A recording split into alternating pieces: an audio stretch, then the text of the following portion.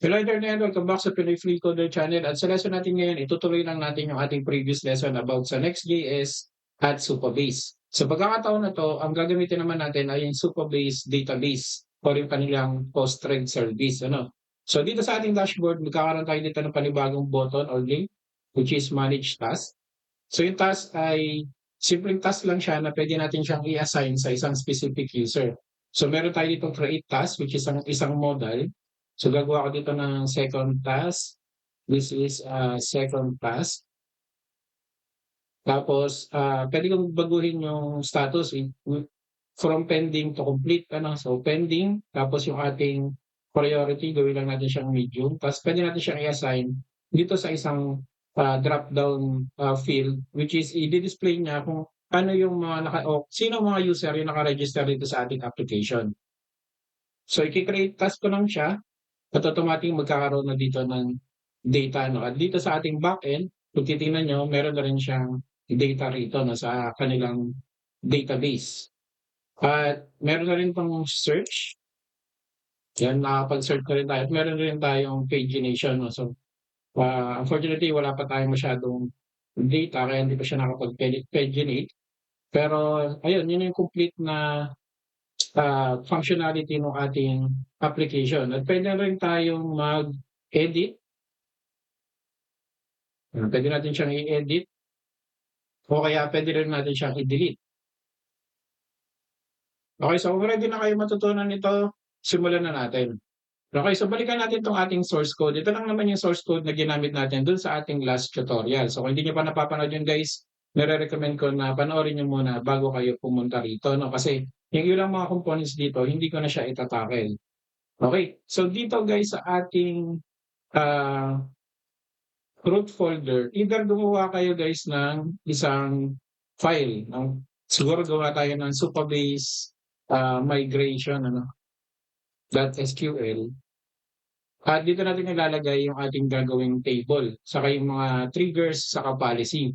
Kasi dito sa ating SQL table, or sa SQL editor, pwede natin siyang i-run directly. Pero ayoko siyang gawin directly dito kasi wala rin masyadong syntax highlighting dito. So dito sa ating VS Code, at least meron siyang syntax highlighting at makikita natin kung ano yung ilang mga syntax na importante. No? So itatype ko muna siya rito, tapos saka natin siyang i-copy at ipipaste dito sa ating SQL editor at i-run. Okay, so depende sa inyo kung gusto nyo habang tinatype ko, ay dito nyo na rin siya tinatype or gawa na rin kayo ng hiwalay na file. Okay, so dito sa ating .sql na file, yung Supabase migration, gagawa muna tayo ng table. No? So magko-comment lang ako dito para meron tayong reference. Create a task table. Tapos ang gagawin natin, create table if not exist. Ibig sabihin, pag hindi siya nag-exist, gawa ka ng table ng pangalan ay task. Okay? Open, close, parenthesis. At gagawa tayo ng ilang fields. So, gagawa ko ng unang field natin which is ID, UUID, default. Kasi gagawin natin generate underscore random UUID. So, isa-set din natin siya as primary key. Sumunod ay title, yung title ng ating task. So, gagawin natin siyang test. Tapos not null. Sumunod ay description. Tapos text. Tapos yung ating status, text din siya. Not null. Ang default natin ay pending. Tapos i-check din natin. So siguro palitin muna natin itong project natin. Kasi ito yung mahalaga. I-check natin pag yung status in pending in progress. So ito yung mga inam na status completed. Tapos yung pinakahuli ay canceled. Okay, so Alt-J para lang bumaba yung ating text. So gagawa tayo isang field na status. Tapos ang data type niya yung test. not null, tapos ang default niya ay pending. Tapos i-che-check natin kung yung, may insert dun sa ating field ay kabilang ba dun sa ating enum na, dineclare, which is dapat pending, in progress, completed, saka canceled lang 'no. Hindi na siya dapat tatanggap ng ano pang, value, okey. So sumunod ay priority, priority, yan. Siya ay text, tapos not null din, ta's lalagyan din natin siya ng default na medium. So similar din 'no, iche-check natin, so ko-copy ko na 'to, pero ang ating enum ay low, medium, high, saka urgent ano.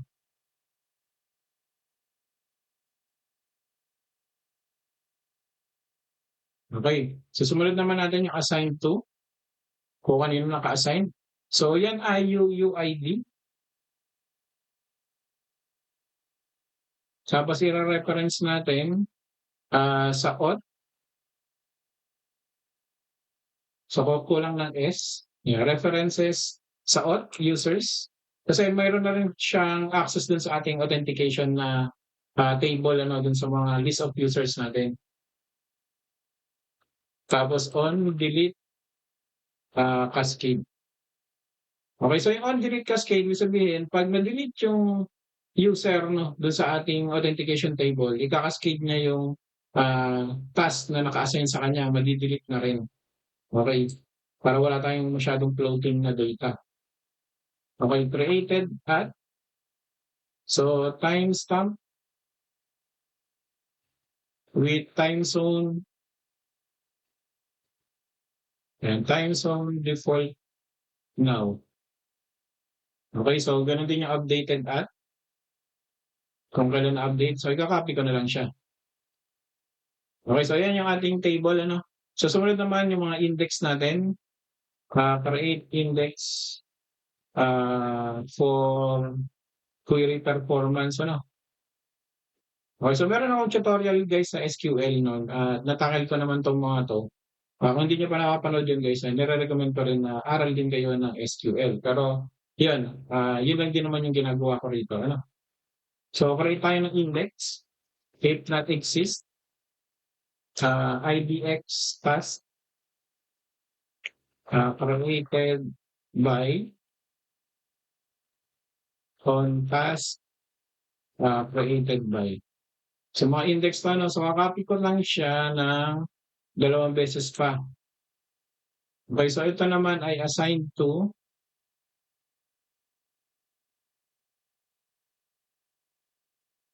tapos yung isa naman ay status. Okay, so siyempre ito dapat assigned to, copy na lang natin 'to 'no, copy, tapos ito yung, status. Okay, so sunod naman ay enable natin yung row level security. Isa siyang type of security sa isang database. So, yan yung tinatawag nilang RLS. So, maririnig-rinig niyo yan din sa work niyo o kaya sa school ano. So, basically ang purpose lang nito ay hindi natin i-a-allow yung, kung sino mang user na mag-edit ng kahit anong data dun sa ating table o sa ating database. Kailangan ang makaka-edit lang nun o yung makaka-delete lang nun ay kung sino yung nag-add, kung sino yung in-assignan nung task na yun. So yun yung idea behind dun sa ating gagawin dito sa ating RLS ano.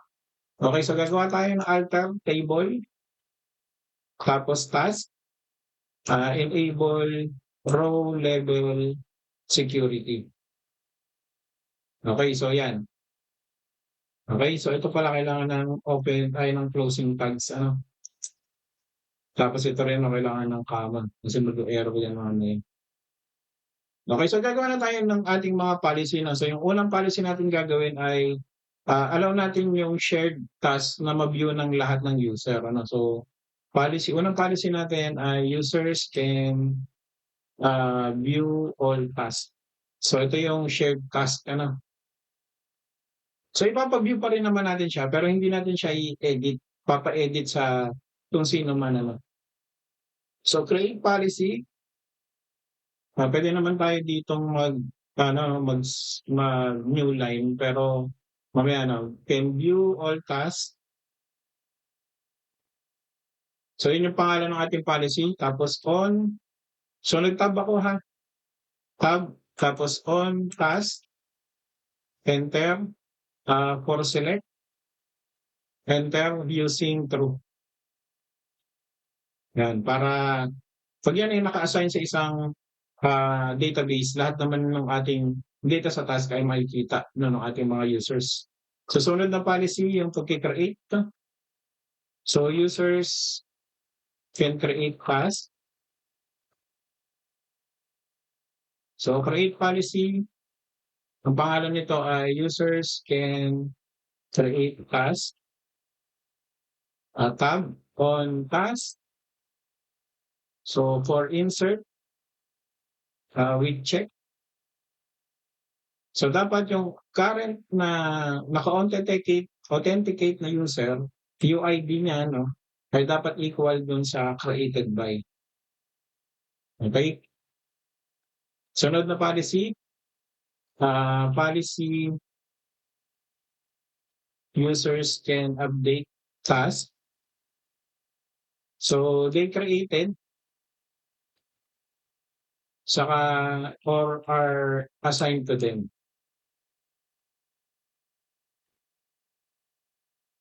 Okay, so create policy. So users can update their own task, update their own or assigned task. Yan, para malinaw, ano? Enter, tab, on task. For update naman, using. So yung that UID ni user ay dapat equal to created by for auth that UID function niya ano, assigned to. So either dun sa ang makaka-update lang ay yung sino nag-create or kung naka-assign sa'yo yung task na yun ang makakapag-edit lang ano. We check. So auth that UID created by or auth ID assigned to. Okay. So another policy,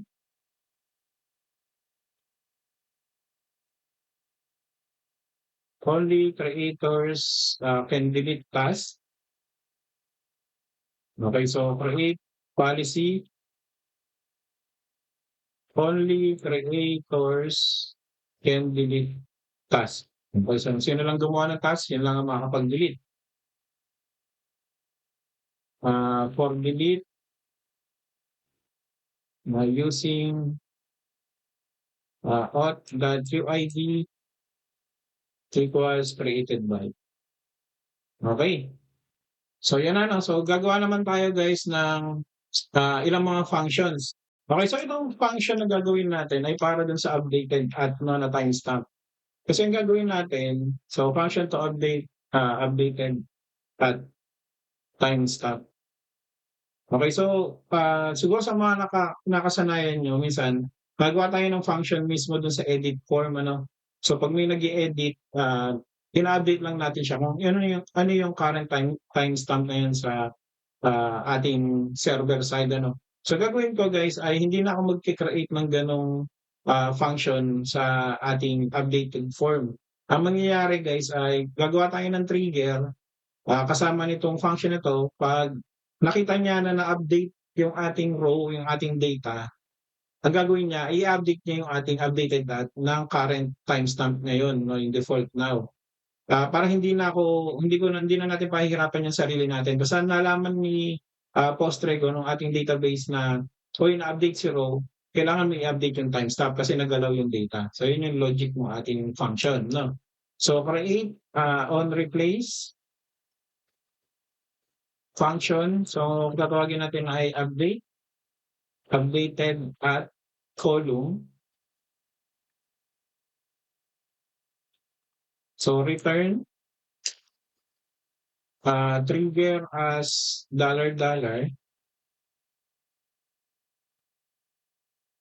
For replace pala hindi on na, for replace yan. Kasi nagtaka ko ba't di naka-highlight. Okay.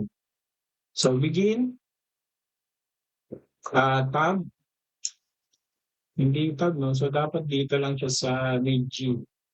Yan. So new that updated at equals to now. Pero return natin yung new.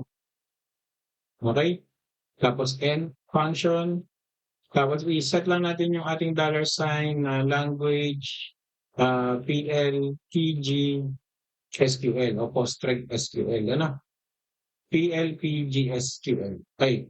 So sumunod naman yung ating trigger to automatically update yung updated at.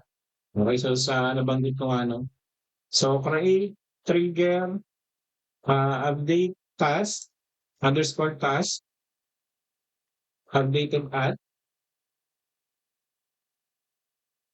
before. So tab before update on task for each row. Okay, so execute function yung updated at na function natin. Ano? So, i-execute mo lang yan every time na may nagagalaw na data doon sa ating database. Okay, so yan na guys, no? Ito na yung ating migration .sql. So, ang gagawin ko, Control-A, tapos punta ako doon sa aking Next.js o doon sa ating project. Ano? So, doon sa ating project, punta lang kayo doon sa SQL editor, tapos i-paste natin. Okay, so wala namang error, i-run ka na. So, failed. Create line 14. Not exist. IDX task created by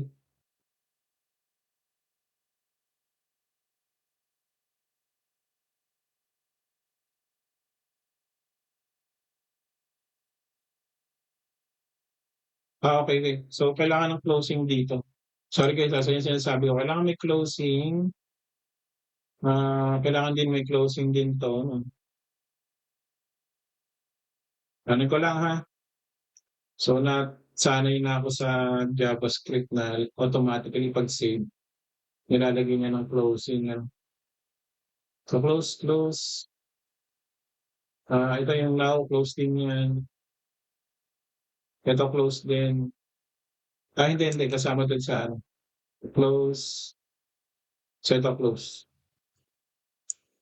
Okay, so, kailangan ng semicolon na lang. So, Control-A, copy, paste. Okay, so nag-check. Run natin. Syntax. 49, line 49, ano? Ito returns, hindi return. So, returns trigger. So, dito i-edit ko na siya rito. Returns trigger. Okay.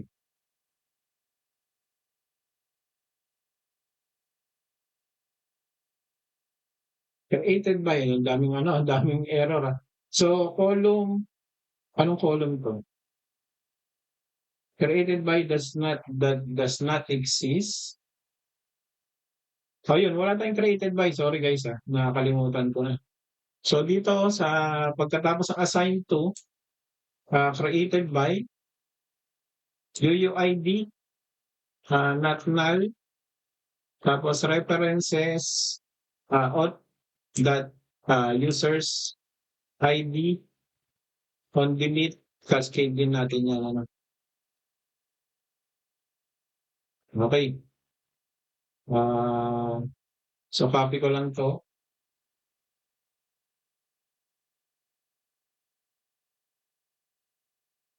Okay, so, run. Okay, so success, no rows return, wala naman kasi tayong data pa, no? Pero yan may task na tayo, may table na tayo rito. Wala nga lang palang data. So sa ating database, makikita niyo yung schema visualizer ano. So ito yung mga keys, yung assigned to, nakaano sa auth.user.id ano, naka-link siya. Okay, so ito yung ating table. Pero yung tables natin, wala pa naman siyang may total of 9 columns pero walang rows ano. Tapos yung functions natin, yan ang yung ating ginawang function kanina. So ano yan ano, existing. Tapos yung ating triggers. Ito din no, yung pag nagti-trigger yung ating update, nandito na rin siya. Tapos yung ating policies. Sa policies, makikita nyo meron ditong ginawa natin. No? Policy para sa delete, sa select, saka sa insert, saka sa update. So ito yung mga policy yung tinake natin dito kanina. Okay, so may konting hiccups lang no, na kalimutan ko lagyan ng mga semicolon pero ayun, okay na siya. Okay, so next naman natin guys ay gagawa tayo dito sa ating project ng database connection. Okay, so bago yun, kailangan nating mag-install muna ng so nasa na yung terminal natin? Ito yung terminal natin. So may error ba ako? So start lang natin yung ating server. Ayan, nag-refresh naman siya. So siguro yung kanina yun. Okay, so okay na? So open na tayo ng bagong terminal. Tapos kailangan natin i-install yung ating Tanstack query, React query saka React table. No? So npm install Tanstack. So React query space Tanstack React table. Okay. So yan yung mga dependencies na yan. Kailangan natin siyang install gamit yung ating Node.js. So wala. Kulang ng A. Okay, sorry guys ha. Sorry. May kulang lang siya ng A. Pero yan. Close terminal. Tapos dito sa ating application, sa loob ng ating app na folder, gagawa ay meron na pala tayong lib, ano? So gagawa tayo rito ng types. So under ng lib, gagawa ko ng panibagong folder ng pangalan ay types. Okay, so dito sa loob ng types, gagawa ko ng panibagong file na pangalan ay database.ts. So gagawin natin guys, gagawa lang tayo ng TypeScript na task, no? Yung kung ano yung mga type of data na i-allow lang ng ating script na dapat na naka-assign na no, para hindi tayo buggy o hindi masyadong madumi yung ating code na gagamitin. Okay, so doon sa database.ts natin, ang una natin i-assign ay yung mga export type, yung mga enum, ano, export type, task, status. So yung una mo na pending, ano pa yung iba? Pending, underscore in progress,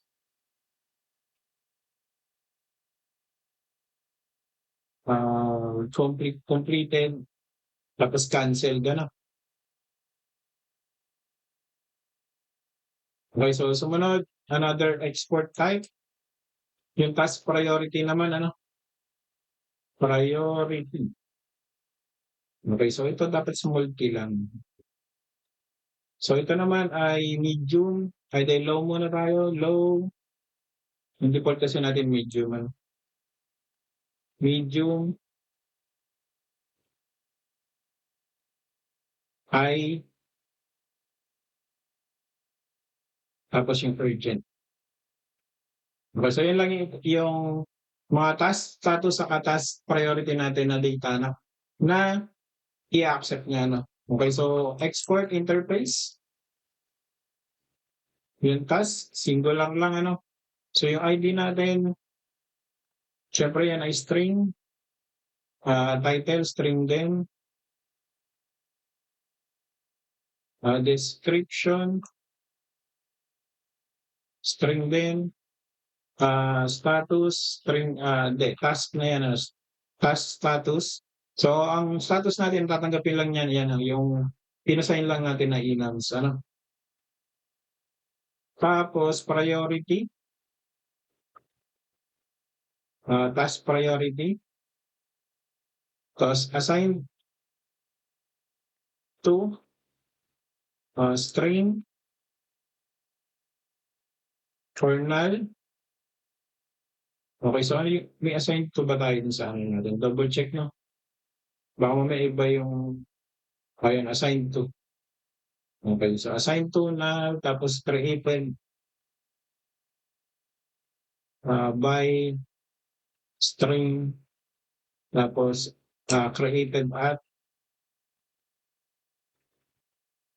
string din 'yan guys, hindi siya yung timestamp. Pero lang kung ang ginagamit natin ay Firebase, kailangan natin i-specify kung ano yung, format nung timestamp. Pero default lang naman na dito sa ating, default now, ang ilalagay niyan ay string ano.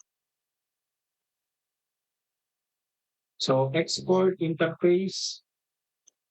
So ito naman yung task na i-insert natin sa ating database. So kailangan din natin siyang gawan ng, interface ano. So yung sa ating table 'to ha, ay sa ating form, sorry.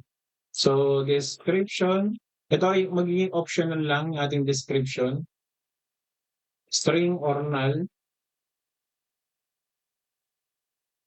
Yung status natin optional lang kasi meron naman tayong default. So task, status, tapos priority, task priority.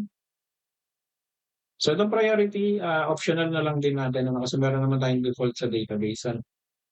So yung default natin ay medium tapos yung default sa status ay pending. So assign to, kung ay string kasi UID yung ating key store ano. Okay, so meron na tayong task insert ano. Sumunod naman yung task update. Ah, copy paste lang natin ano tapos task update. So parehas lang 'no, description, okey parehas lang 'yan. Okey so yun yung ating mga types. Sumunod naman natin, gagawa naman tayo ng actions ano. So sa under ng actions na folder, new file, task.ts. Ta's ito ay ile-label natin na use server ano, kasi server component siya 'no. Okey so import natin yung ating, revalidate revalidate path, so galing dun sa cache. Tapos yung ating import, create client, galing naman sa ating server ano. Tapos import type, kunin natin yung ating task insert, tapos yung ating task update, tapos yung ating task, status. Yan, yun yung ating mga type. Okay, so export, constant, get task. So kukuha tayo ng task ano. Yan ay asynchronous function. Okay, so alam naman natin dun sa previous tutorial natin na gagawa lang tayo ng Supabase instantiation, create client, tapos constant yung ating data. Kunin natin yung user na data 'no. Yan ay equals to, await supabase.auth, dot get user or user. Okay, so magkakaroon na tayo ng access dun sa ating user ano. Kung sakaling wala namang naka-login o null yung ating user, re-return lang tayo ng not authorized ano. So yung error natin, unauthorized, tapos ang ating data re-return lang tayo ng null. Okay, so yan 'no, para secure yung ating, ah, hindi tayo lalabas 'no, hindi pa tayo lalabas. Okay, so dito constant, data, Saka error, yan ay manggagaling sa ating await, Supabase. Okay, so ito na yung ano 'no, yung pagko-query. Supabase from task, tapos select. So ise-select natin ay wildcard o lahat 'no, select all. Tapos lalagyan lang natin ng order. Order niya ay created, at, tapos ascending false. So naka-descending siya 'no, okey. So weird lang 'no nung pag-order sa, Postgres o dun sa Supabase. So if error, kung may error 'no, ire-return natin yung error, pero error message 'no, yung ire-return natin. So yung data natin null din. Wala tayong ipapakita kasi error nga yung ating database. So ire-return natin dito sa function na 'to ay error, null, tapos yung data, okey. So 'pag okey lahat at nalampasan natin 'tong mga check na 'to, ire-return yung ating data na, in-extract natin dun sa ating database. So ito yung ating complete get task na function, okey? So sumunod naman yung ito kasi get task 'no, so lahat gagawin natin yung get task lang 'no, yung singular. So export cons, get task, walang S, equals, asynchronous function. So arrow function yan. So yan ay tatanggap ng ID na isang string, okey? Okey, so similar lang 'to dun sa task 'no, so siguro it makes sense na i-copy lang natin siya. I-copy lang natin yung sa loob ha. Okey, so 'pag na-copy na natin itong ating query, ah, lalagyan lang natin siya ng dot, eq or equals ano, ID, tapos yung ID na pinapasa natin dito 'no, ito, yun. So dapat equals siya dun. Tapos imbis na may order tayo, ang gagawin natin ay single. Okey, so yun lang yung single row lang yung ibabalik niya kasi isang task lang naman yung kailangan natin. Okey, so ganun din ano, kung may error, i-return mo lang yung error, kung wala, error null tapos data, i-return mo lang yung full data na makukuha natin sa get task 'no, 'pag tinawag natin 'tong ating, function. Okey, so sunod naman yung ating create. So export cons, create task, asynchronous function din siya 'no. Tapos yan ay tatanggap ng form data equals to form data 'no, or type form data. Okey, so cons, i-copy ko na lang 'to na guys. So cons, tapos yung ating ayan 'no, ito yung parang pangsala niya o yung pati instantiation. Pero wala tayong ire-return na data rito 'no, ire-return lang natin unauthorized. Okey, so gagawa na tayo ng ating data na ipapasok sa database o data structure. So task data, ang type niyan ay yung task insert, okey. Tapos yung ating title, form data. So wala pa 'tong form na 'to 'no, pero similar lang 'to dun sa ating registration form. So a string, comma 'no, kasi object siya. So description, ito kailangan natin siyang i-ano 'no, try nating wala. Form data dot get, description, description, yes. Tapos as string or null. Okey, so pinayagan naman then pagka-save ko automatic nilagyan ni prettify na ano, open close parenthesis. So yun yung encapsulate niya. So sa tingin ko yun yung best practice, so sundan lang natin. So status naman natin ay ganun din ano, yung form data, as string,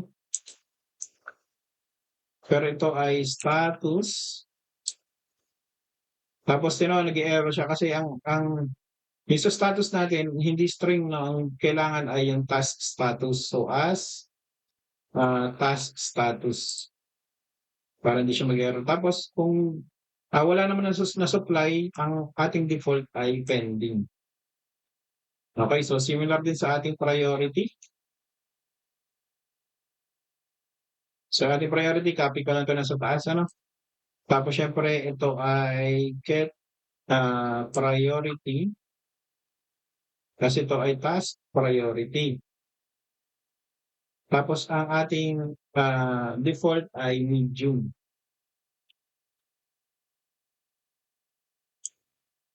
Okay, so bakit may error? Hindi na. Kailangan natin dito ay manggagaling sa task insert, pero kukunin natin yung priority.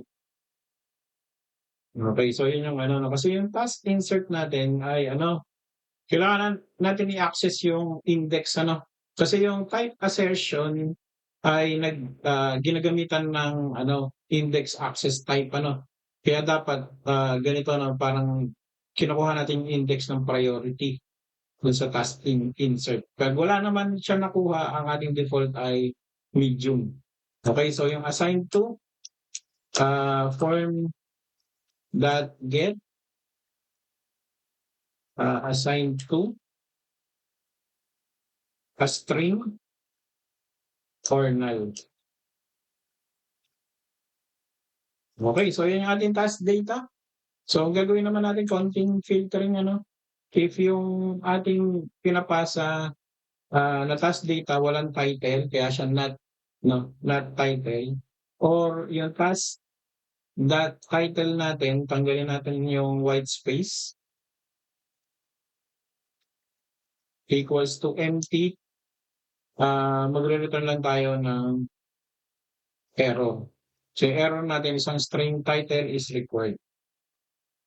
So kailangan yung task natin laging may ano yan may title. Dapat hindi mawawala. Okay, so const kunin natin yung error na. Kunin natin yung error dun sa pag-i-insert. Okay, so ito na, no? Ang gagawin natin, supabase, dot from task, tapos tatawagin natin yung insert.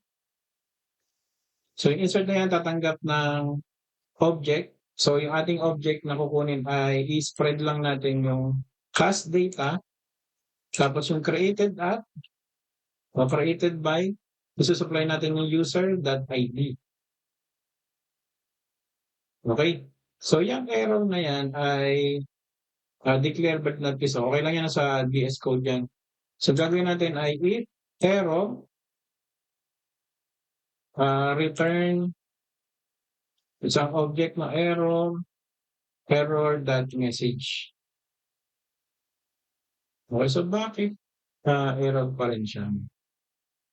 Kasi wala tayong await. Ayan. So dapat may await guys, no? Kasi construct natin. Okay, so sumunod, kailangan natin i-revalidate ano? I-revalidate lang natin yung ating path na ang pangalan ay task.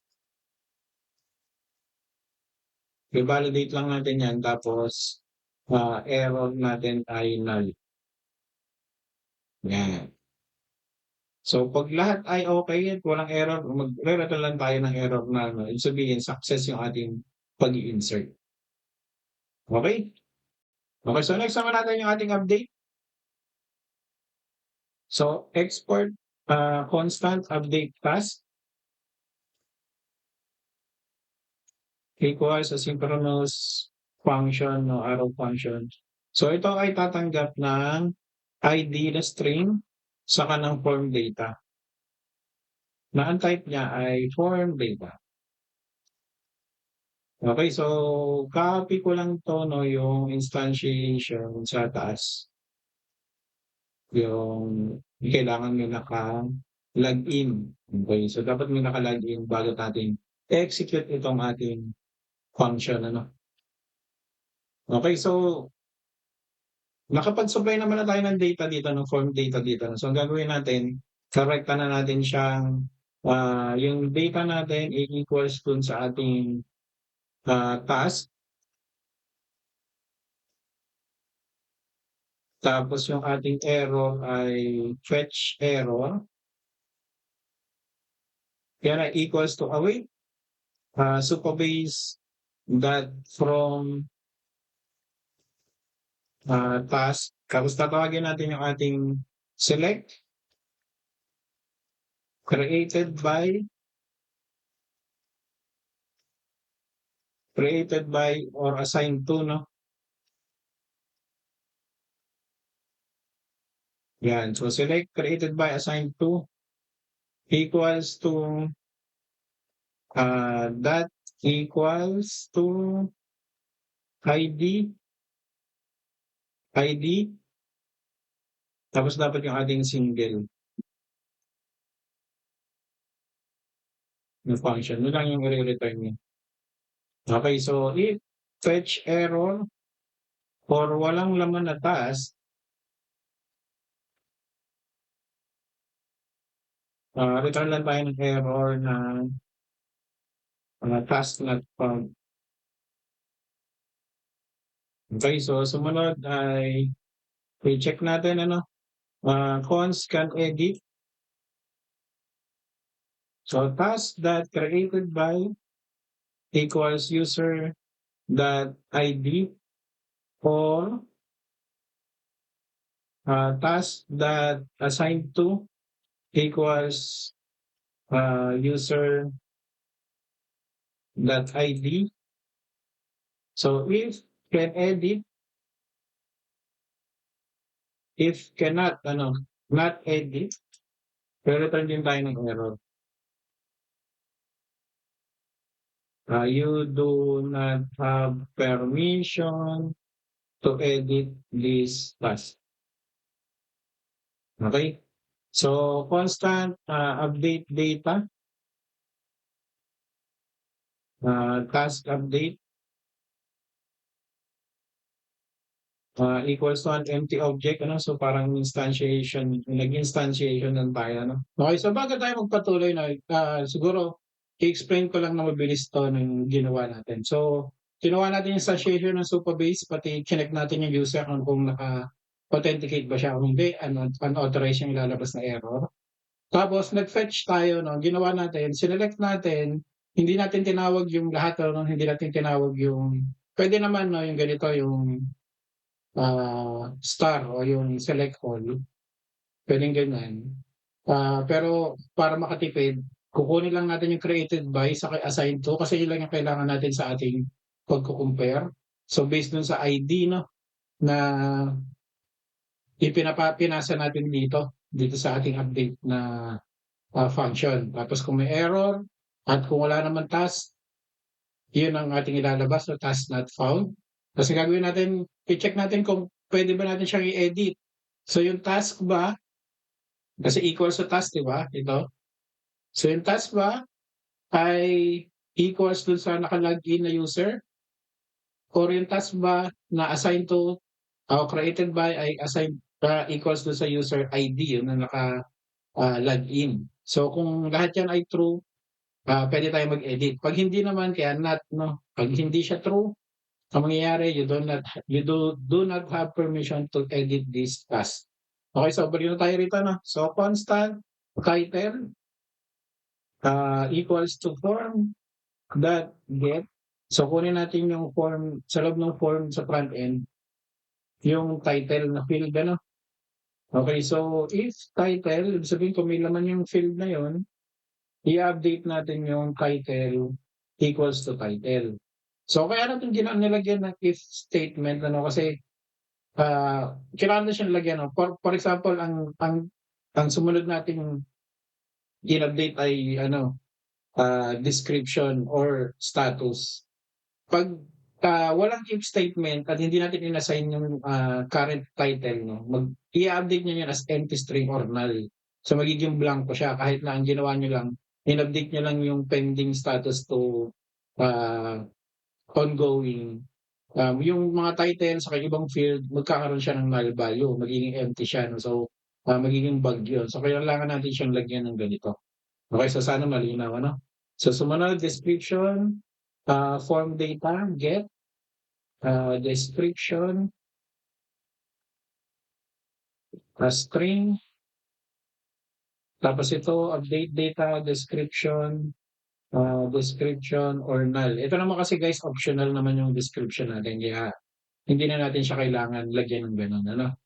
So, constant status equals to form data that get status status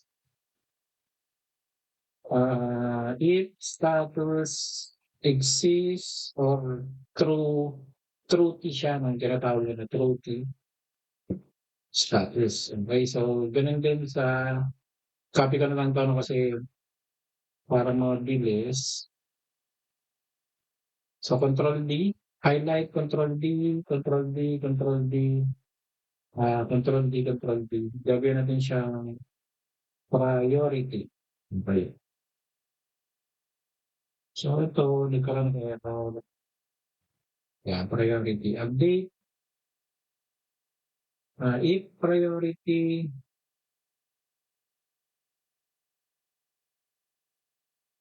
so ito na naman 'no, kailangan natin pala hindi priority, kailangan natin yung sa update, kailangan natin yung, index na priority. Okay, so ganyan. Okay, so const assigned to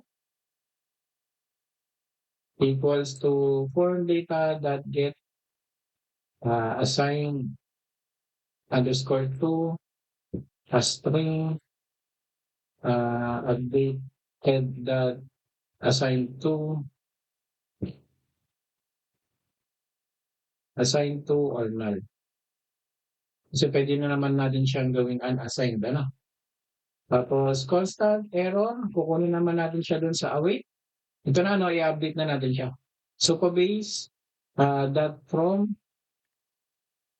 task na table, dot update.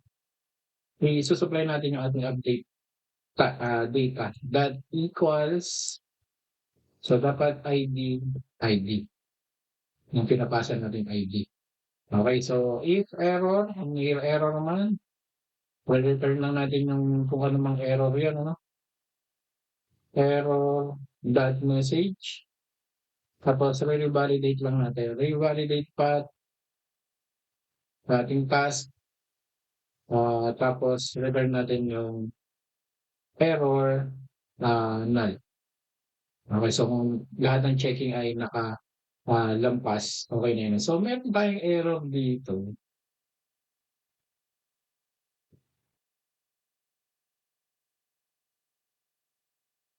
So task update wala ba tayong title? May title tayo. Ano ba 'to, bug na display, declare.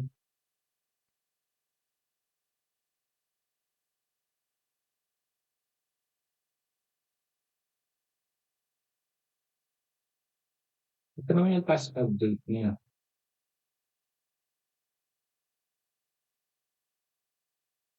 Okay. Sa pagka-update, kailangan natin lagyan ng question mark na 'to, na gawin na lang natin siyang optional. Ayun. So, hindi siya required 'pag mag-a-update, ha. Okay, so kaya ginawa natin siyang optional para mag-support yung partial update natin, ano. So, in-explain ko nga kanina paano kung status lang yung gusto niyong i-update, magkakaroon ng error dun sa ibang mga, section tulad ng title, 'no. Kaya kailangan itong lahat ng ito ay magiging optional sa task update. Okay, so kaya rin natin siya hiniwalay ano, ng interface. Okay, so next naman natin yung pinakahuli na yung ating, delete. Okay, so yung po export, constant, delete task. So asynchronous, function, yan ay tatanggap din ng ID string. So i-copy ko na yung mga checking ano, copy natin yung instantiation saka checking dito sa taas, trace, sumunod ay constant, data, tapos yan ay equal sa task, error, fetch, error equal sa await, supabase, dot from task, dot select, created. Kunin lang natin yung created by ano, kasi yun yung ating policy dapat kung sino lang yung nakaka-create, yun lang dapat yung makaka-delete. Sino yung nag-create ng task. Okay, so that single. Okay, so if fetch error or task ay empty or false siya, return natin yung task not found. Yung pala naka-edit pala tayo. Task not found. Tapos kailangan kung sino yung nag-create, yun lang yung makaka-delete. So task got created by equals dapat dun sa ating user ID. So dapat not equal. Ano? Pag hindi equal yung created by sa kayong user ID na nakalagin, nire-return natin yung error. Only the creator can delete this task. Yun lalabas. Okay, so constant error. Await, so pa-base. That task delete. So delete na natin siya. I-delete natin syempre equals to ID na pinasa dun sa function. Okay, so if may error, return lang natin yung error, ano? Okay, wala naman, i-revalidate lang natin, tapos return error null, ano? Revalidate path, task, return error null. Okay, so tapos na yung ating task action, ano? Meron tayong select all, insert, create, update, saka delete. No? So yun yung kabuuan nung so meron tayong single read, ano, single task na pagre-read, ano. So yun yung pagkukumpleto ng ating may na-input na error na console dito, no. So baka nagkaroon ng problema. Okay. Yun yung pagkukumpleto ng ating CRUD function na action dito sa ating actions na folder. Okay, so ang next naman natin guys ay ito query, set up na naman natin yung ating query provider, ano. So after this guys, no, pagkatapos natin dito na sa app, gawa tayo ng panibagong folder, providers. Tapos sa loob ng providers, gagawa tayo ng, kung kinulang pa ng ano, providers. Gagawa tayo ng bagong file sa loob, query provider.tsx. Okay, so dito natin hugutin lahat ng ano, no. Dito natin gagamitin yung ating React query dito sa query providers para ma-decimate niya yung data do sa ating mga components. So after this guys, nakumpleto na natin yung backend. Itutuloy natin siya sa panibagong tutorial yung front end, ano. So at least nakumpleto na natin yung mga kailangan natin sa backend. At ihiwalay natin ng section 'tong dalawa, no, para hindi masyadong magulo dun sa ating tutorial at masyado na rin mahaba yung ating ginawang lesson. Okay? Okay, so quick ano lang, no, quick overview lang dun sa Tanstack query, no. So yung Tanstack query, isa siyang parang library o tool, no, na ginawa ng Tanstack. Ginagamit siya sa asynchronous state management, server state utility, and data page fetching, no, binasa ko lang. So ang ginagawa siya guys ay kung meron kayong masyadong malaking query, no, sa inyong database, magiging laggy siya lalo 'pag nagpe-paginate kayo, nagse-search. Siguro kailangan 'pag gano'n karami na yung data niyo, ba thousands na or hundred thousands na yung data niyo, kailangan niyo na siyang gamitan ng React query kasi meron siyang ano, no, fetching, advanced fetching saka yung cache, pagka-cache ng data.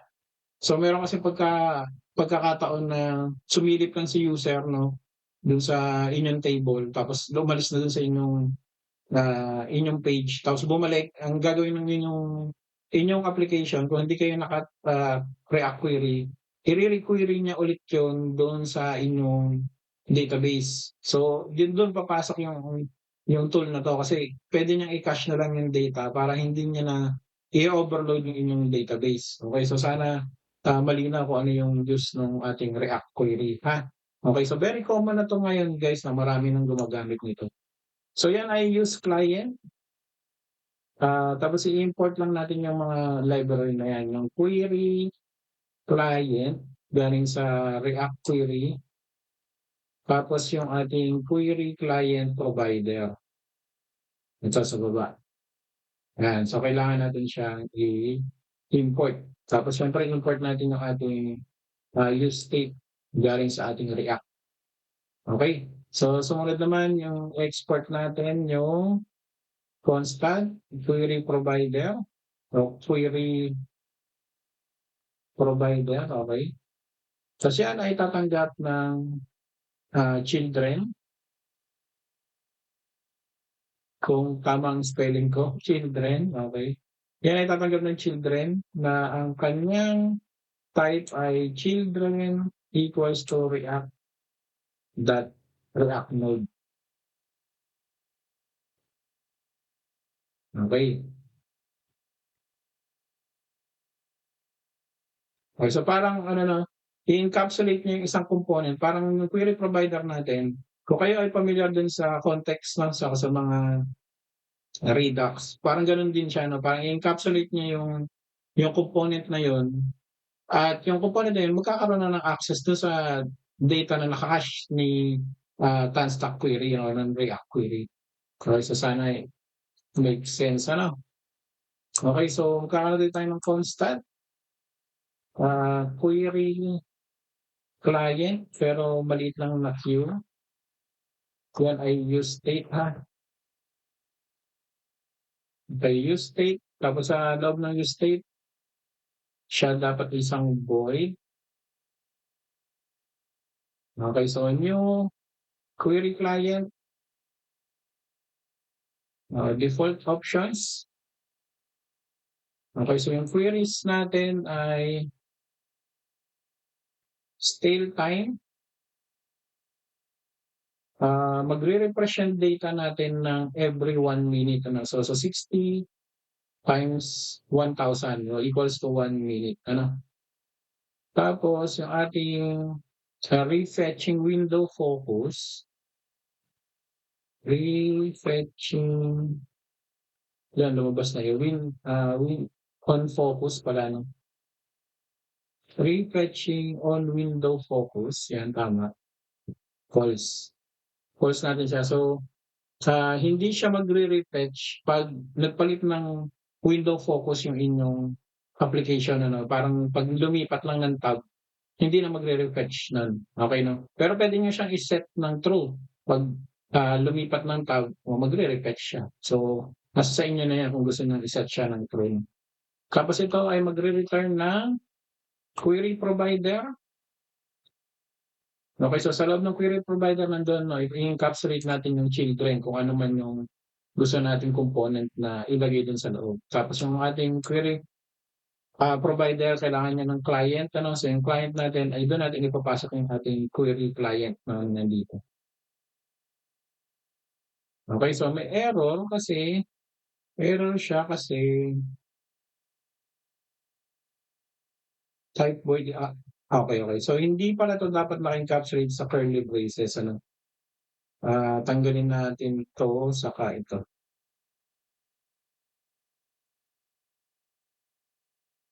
Tama ba?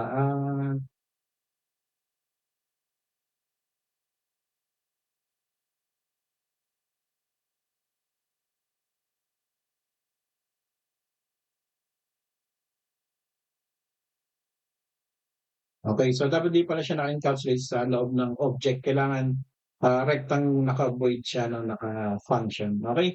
So yun yung mali. Okay, so yun yung ating query provider 'no. So gagawin naman natin sumunod ay yung ating, front end, kung sino yung, magdi-display nung ating table. Pero, bago tayo pumunta dun kasi puputulin na natin 'tong tutorial, gamitin naman natin 'tong query provider na 'to 'no. So punta tayo sa layout.